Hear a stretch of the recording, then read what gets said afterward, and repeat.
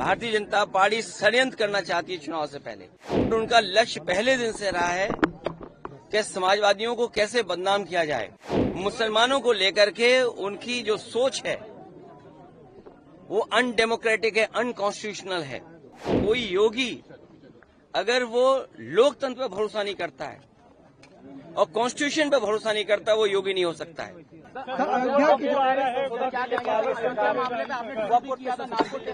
देखिए मेरे पत्रकार साथियों, सच्चाई आप भी जानते हो। भारतीय जनता पार्टी साजिश, चुनाव से पहले भारतीय जनता पार्टी षड्यंत्र करना चाहती है चुनाव से पहले, और उनका लक्ष्य पहले दिन से रहा है कि समाजवादियों को कैसे बदनाम किया जाए और खास कर के मुसलमानों को लेकर के उनकी जो सोच है वो अनडेमोक्रेटिक है, अनकॉन्स्टिट्यूशनल है। ये सोचिए, एक मुख्यमंत्री योगी, तो इसका मतलब ये है कि अगर कोई योगी अगर वो लोकतंत्र पर भरोसा नहीं करता है और कॉन्स्टिट्यूशन पर भरोसा नहीं करता, वो योगी नहीं हो सकता है। मैं 3 घटनाओं का उदाहरण देना चाहता हूं आपके सामने। पहली घटना हाथरस, बड़ी संख्या में लोगों की जान चली गई। न केवल जान गई है, उनका नुकसान हुआ बड़े पैमाने पर। बहुत से लोगों का हाथ पैर या जो भी नुकसान हुआ, उसका कोई मदद सरकार ने नहीं की।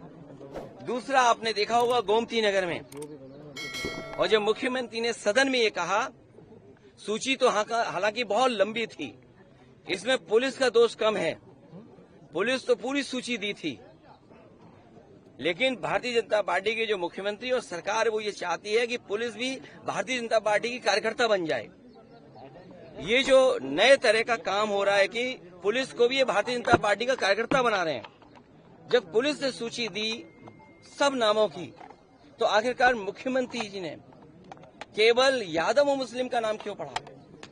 और सच्चाई पुलिस भी जानती है कि जिसमें कि यादव का जिसका नाम लिया है, सुनने में आ रहा है कि वो फुटिंग में नहीं था, जो कैमरे की जो तस्वीर है उसमें नहीं है, वो कैमरे में नहीं था, क्योंकि वो चाय पीने गया था और पुलिस को यादव मिल गया, इसलिए उसको जेल भेज दिया। मैं आपके सामने कहना चाहता हूं, ऐसे लोग जो कानून का उल्लंघन कर रहे हैं और भारतीय जनता पार्टी का कार्यकर्ता बनकर के काम कर रहे हैं, जब कभी भी सरकार आएगी ऐसे अधिकारियों के खिलाफ भी कार्रवाई होगी। और तीसरा उदाहरण, अभी रुक जाइए, तीसरा उदाहरण अयोध्या का, जिसमें कोई पॉलिटिकल पार्टी, अगर समाजवादी पार्टी ये बात कहती है कि डीएनए टेस्ट होना चाहिए, कैसे मुख्यमंत्री हैं ये, इन्हें कौन राय दे रहा है? ये कानून किसका संशोधित है?